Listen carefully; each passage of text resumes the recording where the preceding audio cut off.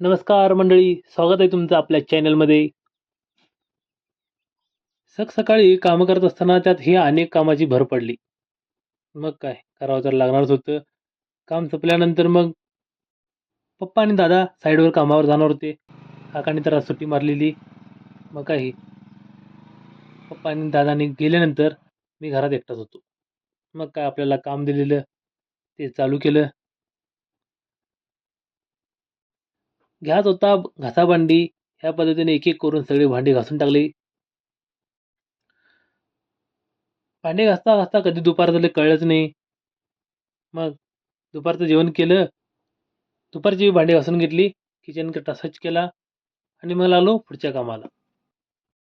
तोपर्यंत म्हणजे इकडे उन्हाचा पारा चढलेला.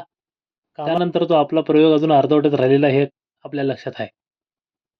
मग म्हटलं आज रिकामं आहे तसं त्याच्याकडे लक्ष केंद्रित करावं.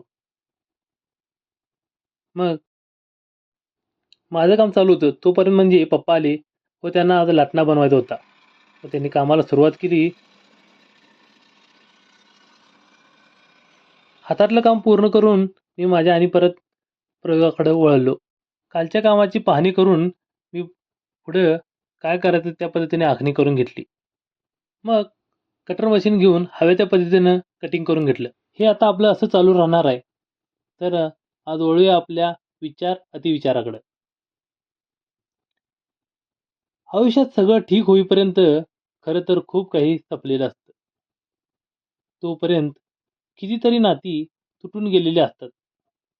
विश्वास डळमळून गेलेला असतो आणि मनातली शांतता कायमची निघून गेलेली असते. माणूस बाहेरून हसतो, बोलतो, सगळं नॉर्मल दिसतं. पण आतून तो पूर्वीसारखा राहत नाही. ठीक होणं म्हणजे हरवलेलं परत मिळणं नसतं,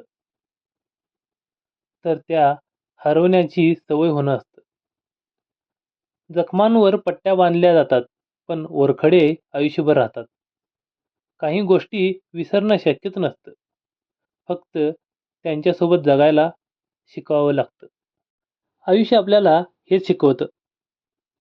ठीक होणं म्हणजे दुःख नाहीशी होणं नाही, तर दुःखाला आपल्या जगण्याचा भाग बनवत असतं. सगळं काही ठीक होईल असे मला कित्येक लोक म्हणतात. पण कधी हे कोणी सांगेल का? समोरून आपलेपणाचा आव आणून पाठीमागून तेच लोक हसतात. हे माहीत असून पण आपण काही करू शकत नाही.